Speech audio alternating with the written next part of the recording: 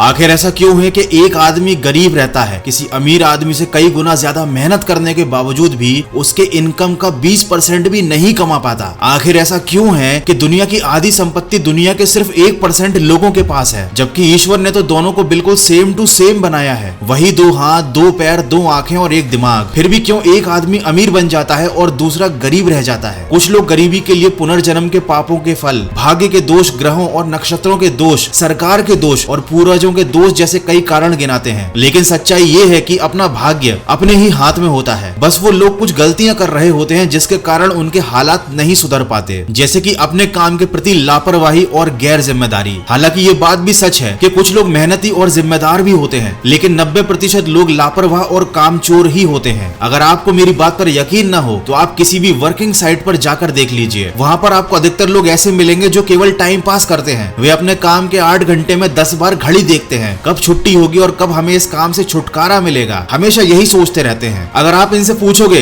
कि क्या आप अपने काम से खुश हो, तो इनका जवाब यही होगा, अरे ये भी कोई काम है, हम तो बस मजबूरी में ये काम करते हैं। जीवन में समृद्ध बनने का सबसे मुख्य आधार ये है कि आपको अपने काम के प्रति प्रेम होना चाहिए। अगर आप अपने काम को पसंद नहीं करते हैं तो उस काम में सफल होकर अमीर बनने का सपना देखना छोड़ दीजिए। जो लोग अपने काम से प्यार नहीं करते वे जिंदगी में कभी अमीर नहीं बन सकते, क्योंकि वे अमीरी के लायक ही नहीं होते। कोई भी काम छोटा या बड़ा नहीं होता, बस उसे करने का तरीका छोटा या बड़ा होता है। क्योंकि अगर कोई काम छोटा होता तो एक जूते पॉलिश करने वाला मोची बाटा जैसी बड़ी कंपनी नहीं बना पाता। अगर कोई काम छोटा होता तो फटे कपड़े सीने वाला दर्जी ज़ारा जैसी विश्व विख्यात कंपनी का मालिक नहीं बन पाता। इसके अतिरिक्त दुनिया में हजारों लोग ऐसे हैं जिन्होंने छोटा काम करके बड़ी सफलता हासिल की है। उन्होंने कभी ये नहीं कहा कि मेरा काम छोटा है, ये काम मेरे लायक नहीं है। वे पूरी लगन और उत्साह से अपने काम को करते रहे और निरंतर कुछ न कुछ नया सीखते रहे। दोस्तों, वीडियो में आगे बढ़ने से पहले मैं आपको बताना चाहता हूँ मोतीलाल ओसवाल के बारे में। शुरुआत में नए ट्रेडर और इन्वेस्टर अपने दोस्त, रिलेटिव या कलीग की शेयर मार्केट के बारे में दी हुई इन्फॉर्मेशन पर ही निर्भर रहते हैं और उनको ये समझने में काफी टाइम लग जाता है कि शेयर मार्केट चांस का गेम नहीं होता। सच तो यह है कि शेयर मार्केट समझना इतना आसान नहीं है। अपनी हार्ड एंड मनी को इन्वेस्ट करने के लिए आपको एक एक्सपर्ट की जरूरत होती है। एक फाइनेंशियल एक्सपर्ट ही आपको सही अपॉर्चुनिटी आइडेंटिफाई करने में और रिस्क को कम करने में मदद कर सकता है। ये सब अगर आप खुद से करते हो तो भी आप दूसरों की सलाह पर ही डिपेंडेंट रहते हो। तो जब आपको दूसरे पर डिपेंडेंट रहना ही है तो किसी एक्सपर्ट की हेल्प लीजिए। मोतीलाल ओसवाल के साथ आपको फाइनेंशियल एडवाइजर अलॉट होता है, जो इन्वेस्टमेंट से जुड़े आपके हर सवाल का जवाब देता है और सही इन्वेस्टमेंट करने में आपकी हेल्प करता है। इन्वेस्टमेंट के लिए आपको एक डीमैट अकाउंट ओपन करना होता है, जो आप इंडिया के one of the best brokerage company Motilal Oswal के साथ फ्री में ओपन कर सकते हो विद 0 मेंटेनेंस चार्ज।